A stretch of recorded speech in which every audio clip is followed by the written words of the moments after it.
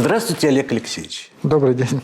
Мы с вами встречаемся для того, чтобы подвести итоги августа. Честно говоря, я проводил этот месяц с чувством облегчения, поскольку традиционно август для нас связан с какими-то катаклизмами. А вы вот человек суеверный, придаете какое-то значение подобным календарным символам? Ну, я, скорее всего, человек не суеверный, но при этом такие же напряжения, как и у вас, они у меня бывают, потому что, к сожалению, цикличность каких-то событий из года в год, они имеют место быть. Угу. Ну, собственно говоря, следовало ждать от августа каких-то таких напряжений, каких-то таких коллизий. Ну, достаточно вспомнить подготовку к новому учебному году. И так сложилось, что в нашей республике целых 17 школ не уложились в традиционные сроки капитального ремонта. 1 сентября они не приняли учеников. У нас цели за максимально короткий срок привести все школы под современные стандарты. И не соглашусь с тем, что это не традиционный капитальный ремонт был в этом году. Это была новая программа капитального ремонта всех школ, причем не простого капитального ремонта, а полной модернизации образовательных учреждений под современные стандарты и создания образовательной экосистемы, где бы дети и знания получали, и творчески развивались, и спортивно. И, очевидно, такой масштаб работ, ввиду того, что школы очень сильно изношены и имеют разные размеры, объективно за 3 месяца некоторые виды работ невозможно сделать. Поэтому мы понимали, что 14 школ, то есть 53 вошли с капитальным ремонтом весной, и понимали, что 14 школ по объемам выполняемых работ, согласно графика выполняемых работ, относительно начала их, потому что нам надо было сдать ЕГЭ, провести все весенние мероприятия, уйдут в осень. И мы собрали родителей, поговорили с ними, объяснили ситуацию, что для того, чтобы преобразовать школу, мы не можем проводить работы несколько лет. Иначе невозможно состыковать эти виды строительно-монтажных работ, потому что они носят капитальный характер. Но при этом обещали людям, что мы сделаем это в текущем году за сентябрь-октябрь месяц, и дети получат совершенно другие условия обучения. И в этом плане работа идет плановая.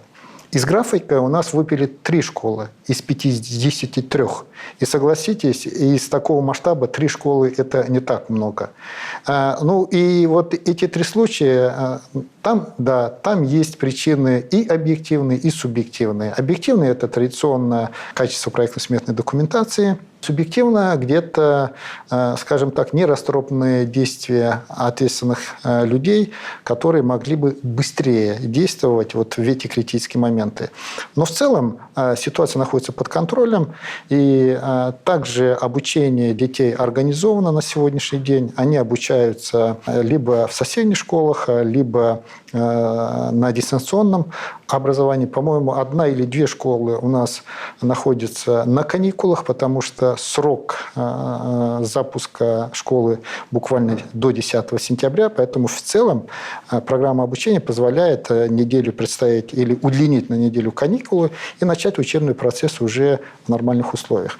Поэтому в целом я считаю, что мы задачи справились, взяли на себя очень повышенные обязательства, и я лично радуюсь, что аналогичная программа по инициативе президента со следующего года стартует и на уровне Российской Федерации.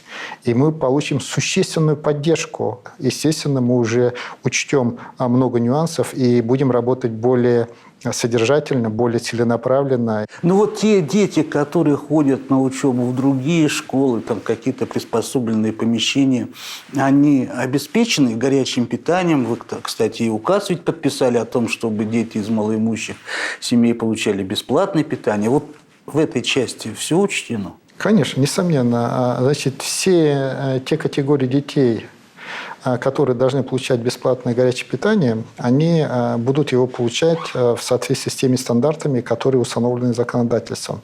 Это дети начальных классов, в соответствии с решением президента Российской Федерации. Это дети 5 11 классов из многодетных малообеспеченных семей, которые начинают или начали получать двухразовое горячее питание с этого года, с 1 сентября. И есть еще несколько категорий детей, которые также у нас получают, их намного меньше, бесплатное горячее питание. Возвращаясь к печальным итогам августа, пандемия продолжается. Чуть ли не каждый день у нас количество жертв доходило до 10, даже более. В чем дело? Все-таки очень высокая смертность в Чувашской республике от коронавируса. Может быть, мы что-то все-таки не так делаем? Вообще, в целом, доля смертности в общей структуре смертности от коронавируса достаточно большая по всей Российской Федерации. И не только в Российской Федерации, но и по миру тоже. Лично меня она всегда огорчает. Я каждый день читаю сводки. Конечно же, очень переживаю по этому поводу. Но, уверяю вас, врачи делают все возможное и выкладываются на все 200% для того, чтобы спасти каждую жизнь. И тем более сильно огорчает то, что люди сами беспечно относятся к своему здоровью. То есть, когда у нас на сегодняшний день есть такой очень мощный, доказанный, эффективный инструментарий, как вакцина, бесплатная вакцина, причем она разных типов, разных видов, не используют для защиты. А статистика показывает, что все-таки те люди, которые получили вакцину, они, конечно, на 100% не защищены от болезни, заболевают, но болезнь переносят легче. И среди смертельных случаев, там сотые доли тех людей, которые провакцинировались и впоследствии заболели. Но, естественно, у этих людей очень серьезное хроническое заболевание. Поэтому сама практика и научные исследования показывают, что вакцина очень эффективна, она реально помогает людям. И я еще раз призываю максимально в кратчайшие сроки всем воспользоваться этим инструментом и защитить свое здоровье.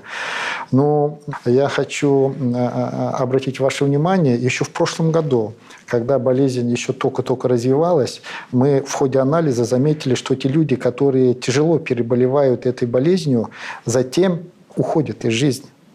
И мы сразу же выделили категорию людей, которым прописали обязательную реабилитацию.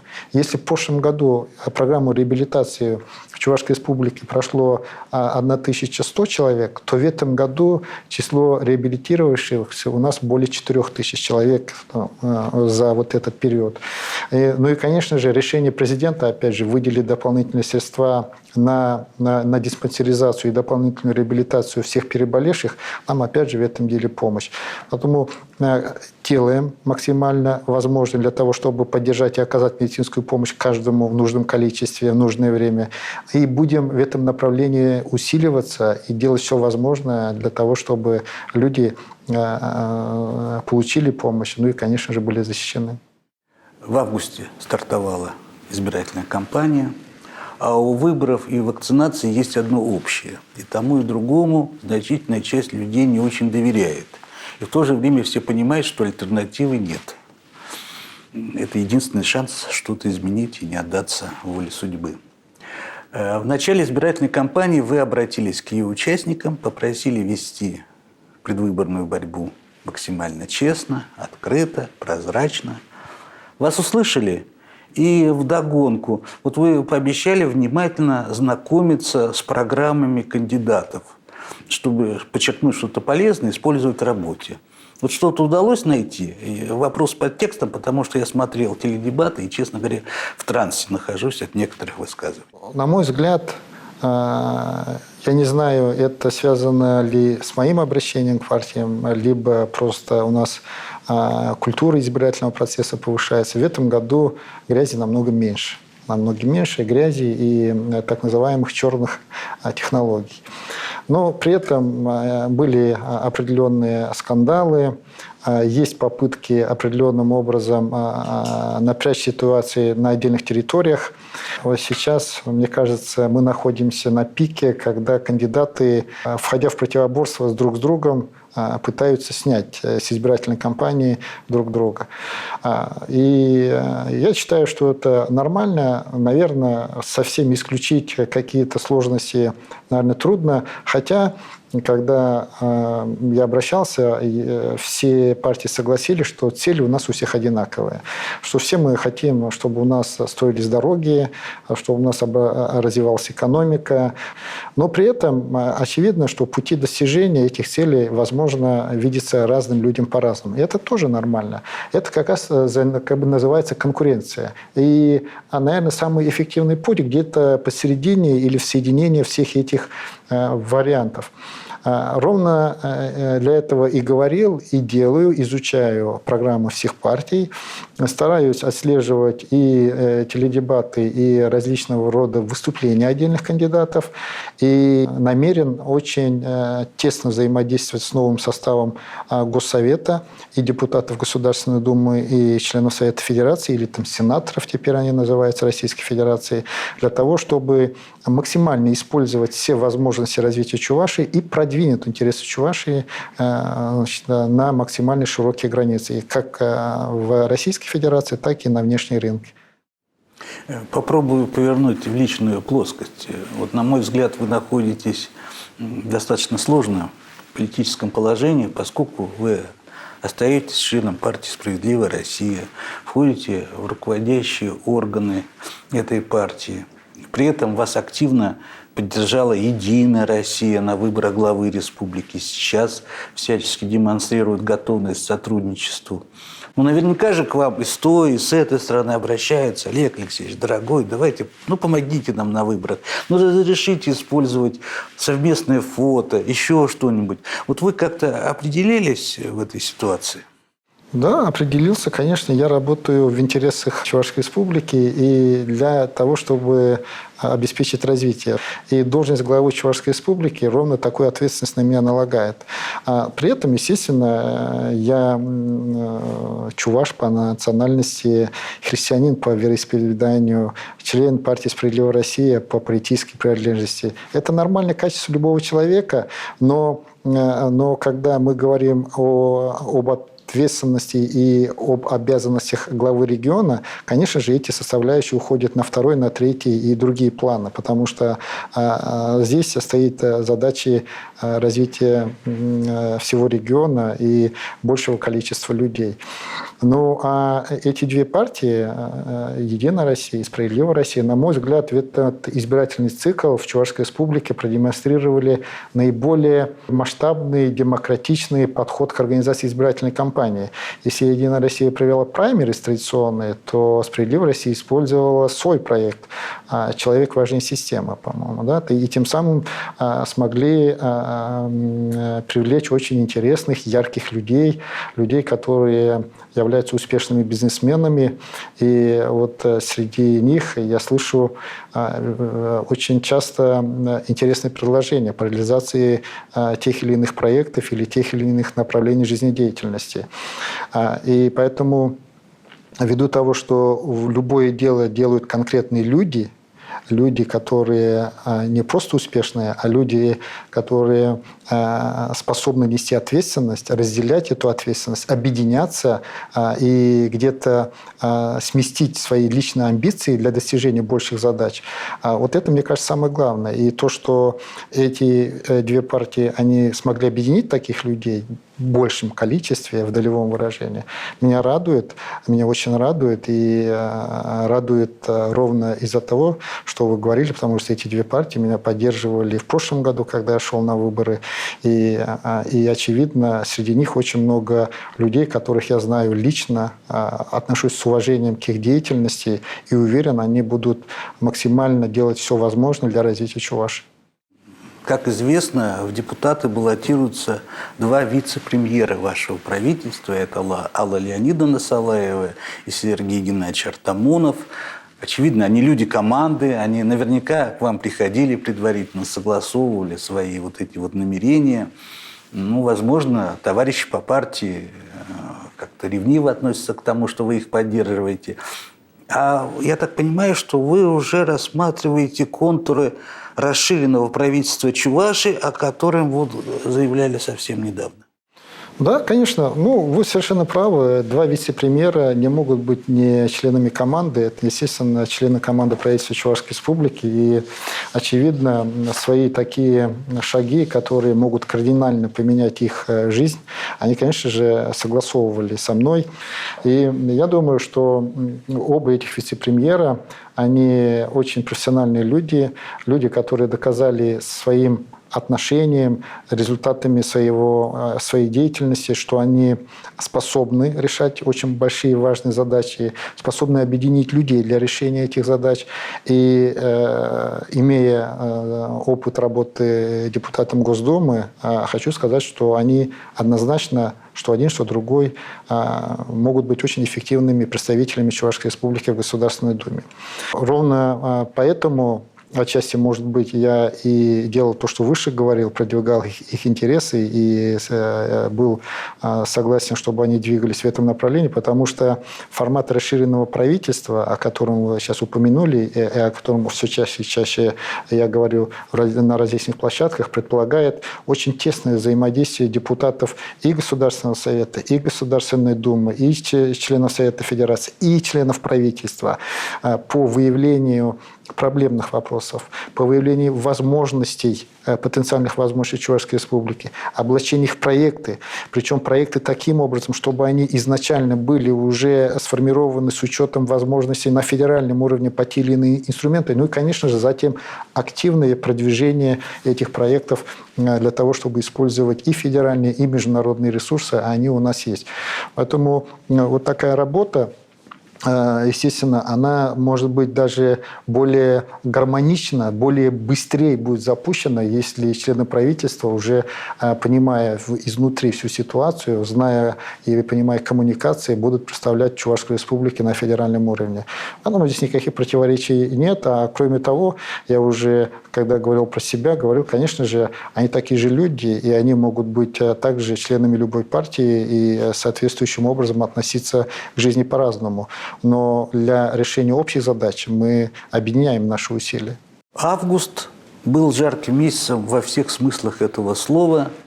И больше всего, наверное, почувствовали это наши аграрии. По прошлому году у них были замечательные совершенно результаты. В этом объявлено, что урожайность снизилась на 30%. Вы уже говорили о каких-то мерах поддержки работников села. Да, на самом деле в этом году аномально жаркая погода. И здесь даже, может быть, не сама жара была как сложность, а отсутствие влаги, в отсутствие дождей. У нас все 3 месяца, все 3 летних месяца мы зафиксировали дефицит влаги. Примерно от 40 до 33-32%, ну пусть будет до 30% дефицита влаги все 3 месяца в земле. Естественно, это не могло сказаться на урожайности и на валовом сборе зерна. И вот, к сожалению, больше, чем 30%, скорее всего, будет снижение. Может, оно даже может дойти ближе к 40%. Сейчас как раз будут подведены окончательные итоги. И, конечно же, в этих условиях очень важно поддержать и сельхозтоваропроизводителей, и, как вы совершенно справедливо отметили, не допустить резкого повышения цен, прежде всего, на конечную продукцию, прежде всего на те группы товаров, которые являются социально значимыми для населения. И в связи с этим в этом году была запущена форма поддержки со стороны Российской Федерации, как субсидия для сельхозтоваропроизводителей на свою продукцию. А на эти цели Чувашская Республика получила чуть более 40 миллионов рублей, и сельхозтоваропроизводители сейчас пользуются этой формой поддержки. Но кроме этого, Чувашская Республика со своей стороны выделила дополнительные средства для того, чтобы поддержать и сельхозтоваропроизводителей, и мукомольные предприятия, с тем, чтобы цена на муку она оставалась на том же уровне, что и раньше, тем самым, чтобы хлебопеки могли обеспечивать конечную цену на том же уровне. И в целом эта ситуация, нам удается эту ситуацию удержать. На сегодняшний день цены на и хлеб, и другие виды продукции они остаются стабильными. Ну а дальше мы сейчас работаем как раз над анализом эффективности мер поддержки, мер государственной поддержки, которые направлены на сельхозтоваропроизводителей, на агропромышленный комплекс, ну и на другие направления тоже, потому что сейчас идет новый бюджетный цикл. И, очевидно, в это время планируем серьезно скорректировать те или иные формы поддержки. Август он не мог обойтись без кадровых потрясений. Вроде бы ничто не предвещало, но уволен министр промышленности господин Герасимов. Чем он не угодил? Да, он не то чтобы не угодил, я думаю, что просто он не совсем нашел себя в государственной службе. Он же пришел из бизнеса. Я тоже имею опыт прихода в государственную службу из бизнеса. Это очень сложный период. И, честно скажу, каждого члена правительства, который приходит из бизнеса, я лично сопровождаю очень длительное время, стараюсь быть наставником и снимать вот эти психологические напряжения в самые сложные периоды. Я думаю, что главная причина в этом, и это, скорее всего, связано с тем, что вот принципы организации работы в бизнесе и в госслужбе, они, конечно, кардинально различаются. Здесь больше бюрократии, здесь необходимо больше взаимодействия с коллегами и большее количество согласований. Учитывая, что мы взяли достаточно серьезные, амбициозные задачи и во многих направлениях ускорились, еще сложнее Министерство промышленности и энергетики Чувашской Республики – это воссозданное министерство. Вы знаете, оно было ликвидировано некоторое время назад. И сегодня идет формирование самого министерства еще параллельно. И вот эти все факторы, скорее всего, наложившиеся, они сделали эту работу для Евгения Радиславовича, наверное, очень сложный, и он выбрал, вариант развития событий, жизненного пути для себя вне органов государственной власти. Поэтому я думаю, что мы здесь должны уважать решение человека и дать ему возможность реализовать себя в другом направлении. Предыдущий вопрос, он был с некоторым подтекстом. В августе произошел очень серьезный передел собственности как раз в сфере энергетики. Но если передача аренды теплосетей Чебоксар компании Т+, как-то обсуждался, как-то это рассматривалось, были бурные публичные слушания, то продажа активов Чувашской энергосбытовой компании фирме, которая явно аффилирована с Промтрактором, это стало таким большим сюрпризом. Никто не ожидал, ведь в чем казус заключается? Промтрактор был должен Чувашской энергосбытовой компании, а потом ее же покупают. Я не знаю, есть ли аналогичные примеры мировой экономики. Понимаю, собственность не республиканская, но к вам, как к главе республики, наверное, как-то приходили, ставили в известность. Вы как-то отслеживаете эти события? Нет, не приходили, не ставили в известность, ровно потому, что вот такового рода сделки, они законом не регламентированы и не требуют согласования с руководством региона. Да, ЧЭСК является гарантирующим поставщиком энергии на розничном рынке Чувашской Республики. И этот факт, конечно, является очень важным составляющим для того, чтобы обратить на эту сделку внимание. И ровно, вы совершенно правы, ровно Минпромэнерго в структуре правительства занимается взаимодействием с этой организацией и контролирует реализацию ее мероприятий, которые должны проводиться в рамках установленного тарифа. К сожалению, мы фиксируем, что ЧЭСК некоторые направления не реализовывал на момент вот этой сделки в рамках установленного тарифа.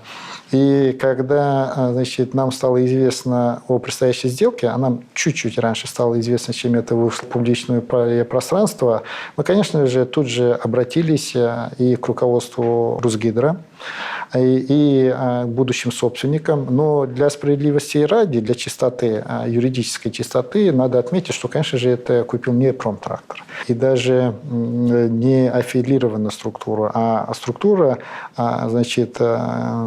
одним из собственников которой является, скажем... Гендиректор Промтрактора на 75%. Да, генеральный директор, да. Поэтому аналогичные активы. На сегодняшний день и бизнес аналогичный этой компании осуществляется уже уже несколько лет и в других регионах. И я так понимаю, ровно этот фактор явился главным для Русгидро, чтобы реализовать эту сделку.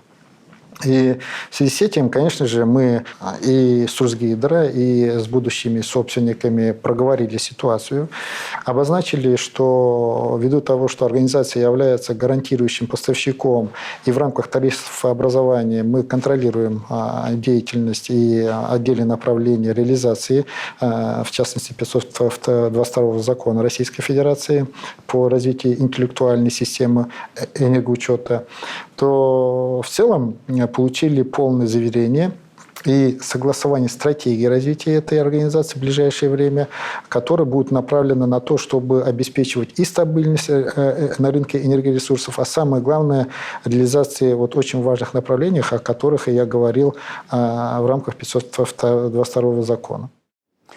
Мне было не так трудно готовиться к этой беседе, поскольку событий в августе было очень много. Очень интересных событий, в том числе объявлено, что потенциальные участники особой экономической зоны в Новочебоксарске уже презентовали свои проекты, уже, значит, готовятся вложиться. Но при этом возникает чувство опасения, а не вильнут ли они в последний момент хвостиком, и опять мы останемся у разбитого корыта. Уже были грандиозные проекты в Канаше, там еще кое-где. Риски всегда существуют. Ведь мы же, знаете, живем вот в таком очень быстро меняющемся мире.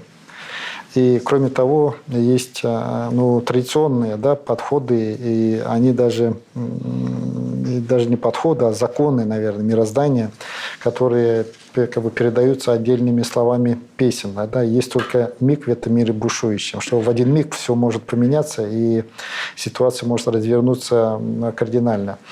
Поэтому такие риски есть, я с вами соглашусь, но с этими инвесторами, будущими инвесторами или уже инвесторами, с будущими резидентами проделана уже большая работа. Естественно, мы очень тщательно изучали предполагаемые проекты. До этого проводились уже неоднократные встречи и обсуждения тех вопросов, которые надо решить, или мероприятия, которые надо реализовать в рамках реализации этих проектов. И у нас есть полное понимание, что, когда и каким образом надо делать для того, чтобы эти проекты реализовать. Самое главное, коллеги, они представили практически все финансовые гарантии о том, что они имеют все инструменты для того, чтобы эти проекты в обозначенные сроки были реализованы на территории города Новочебоксарска.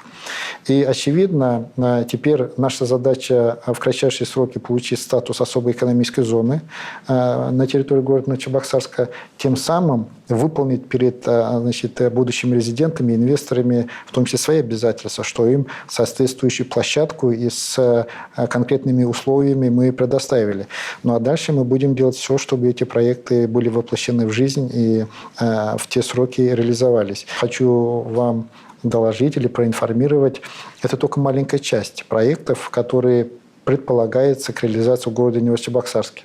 У нас на сегодняшний день в работе есть еще как минимум из десяток проектов по созданию новых производств в городе Новочебоксарске. И наша задача, конечно же, представить их общественности после того, как мы детально проработаем с коллегами как раз перспективность проектов, способность инвесторов реализовать эти проекты. Ну и, конечно же, чтобы затем нести ответственность за эти заявления и за те планы, о которых мы рассказали людям. А самое главное, чтобы реализация этих проектов реально меняла бы жизнь, в данном случае в городе Новочебоксарске. Ну, вообще, наверное, никто спорить не станет. Потенциал, промышленный, экономический потенциал у республики очень и очень плохой. И это показал форум «Армия», в котором участвовали наши предприятия, и вы там были. И в то же время потом прозвучало, я думаю, что это как-то связано друг с другом, у нас определенные ведомства почему-то слабо работают с переоформлением инфраструктурных кредитов, да, мы же можем получить большую выгоду от того, что будем получать за счет бюджета серьезные деньги. Почему вот это вот происходит? В чем проблема?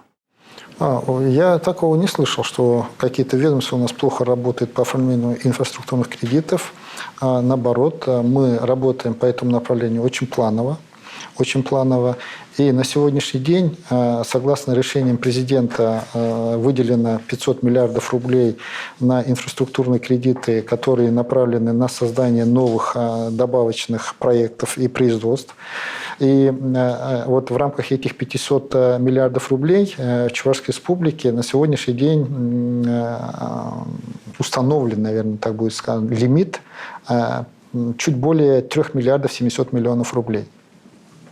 Мы планируем, согласно нашей дорожной карте, представить проекты по данному направлению буквально в ближайшие дни. У нас задача стояла до 10 сентября, а в целом проекты принимаются Минстроем Российской Федерации до 1 октября. Поэтому здесь мы движемся планово. Проекты подготовили, проанализировали их эффективность, влияние на валовый региональный продукт, на качество жизни той или иной территории. Но кроме этого еще идет работа и по другим направлениям, которые носят аналогичный характер инфраструктурных кредитов.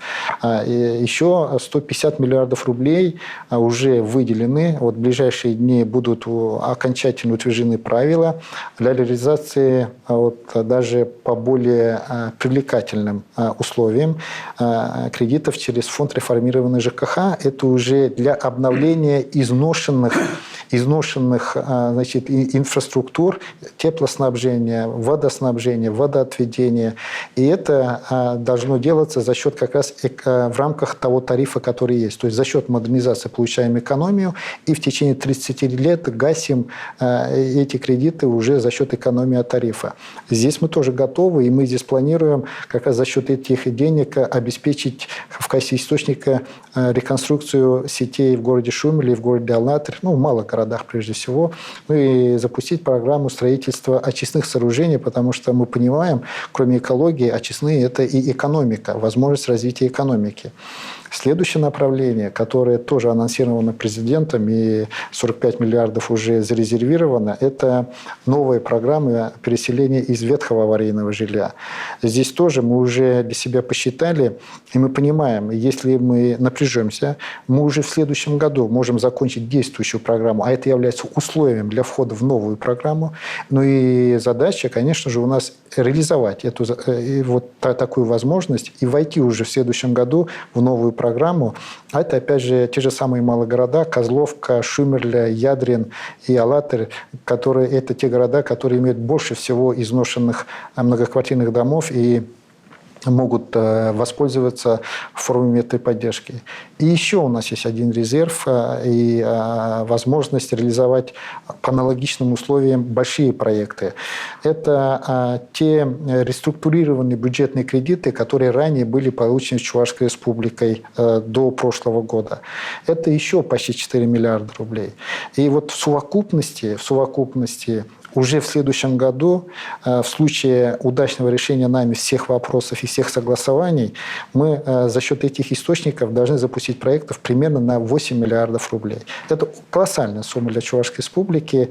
Видите, намного больше амбициозная задача, чем по школам, но мы намерены его выполнить. Неоднозначное лично для меня решение августа – создание регионального центра муниципальных закупок. То есть все-таки мы как бы урезаем самостоятельность муниципалитетов, но с другой стороны, возможно, это вынужденный шаг, они не справлялись с такой миссией. Прокомментируйте, пожалуйста. Это не новое решение, это следствие уже большой проделанной работы в течение последнего года. Еще в прошлом году, когда я приступил к исполнению обязанностей, мы запустили несколько направлений централизации. Это кадровая служба, это бухгалтерия, это вопросы хозяйственного обеспечения органов исполнительной власти. В прошлом году начали централизацию контрольно-счетных органов и запустили также централизацию закупок. Если в прошлом году мы работали над тем, чтобы создавать так называемые ресурсы, информационные ресурсы, где должны были все заказчики размещаться и через них, соответственно, реализовывать свои заказы. Готовили каталог, значит, продуктов и услуг, которые являются типовыми. Его главная задача, значит, ограничить первоначальную цену, закупочную цену. Вы знаете, очень часто ошибки ровно там случаются, и нарушения тоже там случаются. Ну и параллельно шло создание вот этих так называемых центров концентрации закупок. И на сегодняшний день то, что принято решение в августе о создании республиканского центра закупок, это уже вот как раз завершение, я бы так сказал, институциональных преобразований, которые вот были запущены в области закупок. И вот региональный центр закупок – это самое главное, это центр компетенций. Центр компетенций, где будут создаваться стандарты, будут создаваться инструменты, а самое главное – реализовываться. При этом главы администрации ничего не теряют. Их задача четко сформулировать, какая проблема решается или должна быть решена, ну и соответствующим образом подать заявку.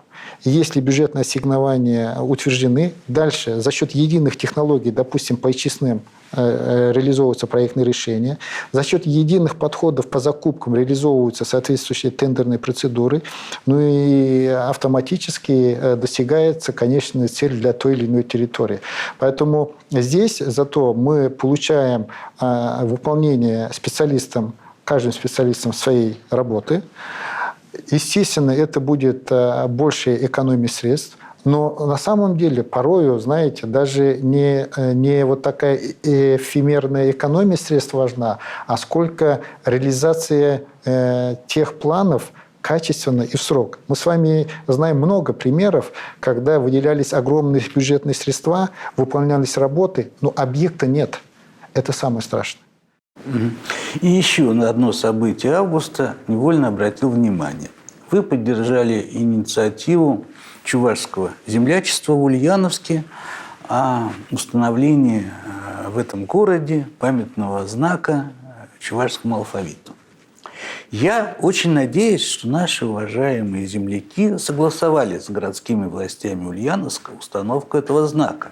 Там в городе очень трепетно относятся вот к подобным архитектурным новациям, и мы имеем печальный опыт, когда наши памятники в других регионах отвергали.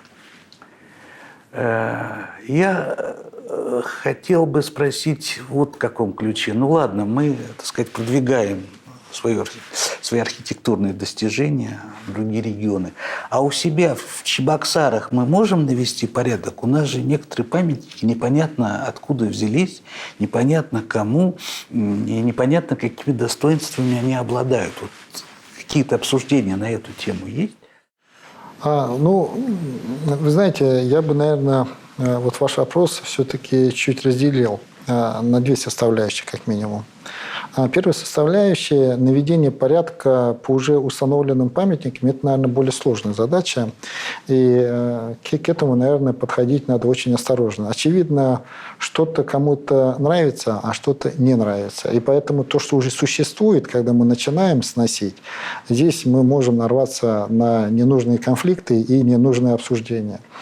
А вот в части планирования следующих установок и обустройства территории городов, неважно, это касается города Чебоксары, малых городов, Ядрин, Козлов, Комар-Посад или другие города, либо районных центров, здесь у нас уже все четко зарегламентировано. То есть любые большие проекты, либо большие монументальные памятники реализовываются только после обсуждения с населением. Причем при составлении проекта, дизайн-проекта или рабочего проекта этих пространств, естественно, максимально должно быть учтено мнение людей и сняты все спорные вопросы, максимально достигнуты компромиссы.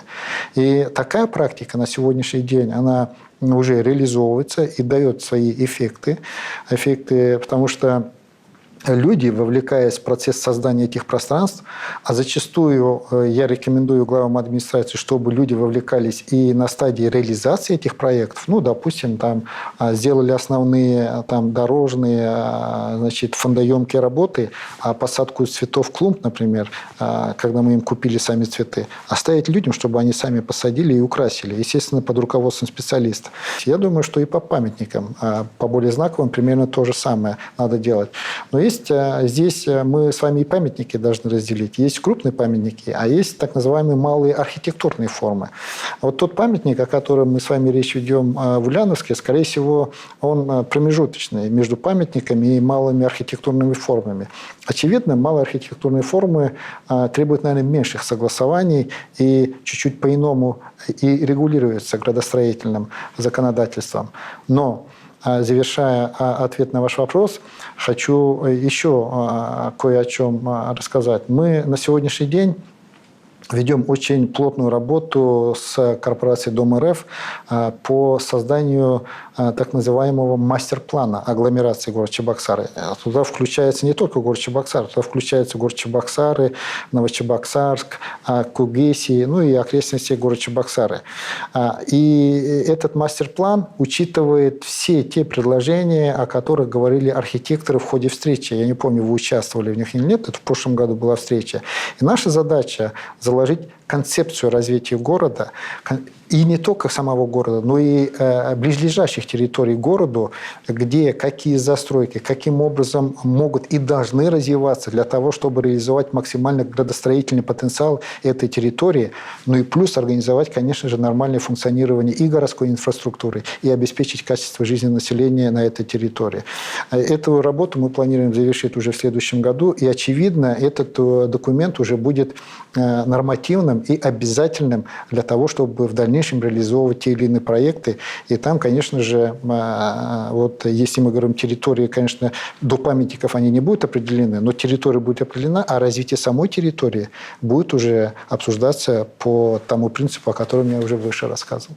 Олег Алексеевич, мне остается поблагодарить вас за беседу. Будем ждать от сентября еще более интересных событий. Спасибо, до свидания.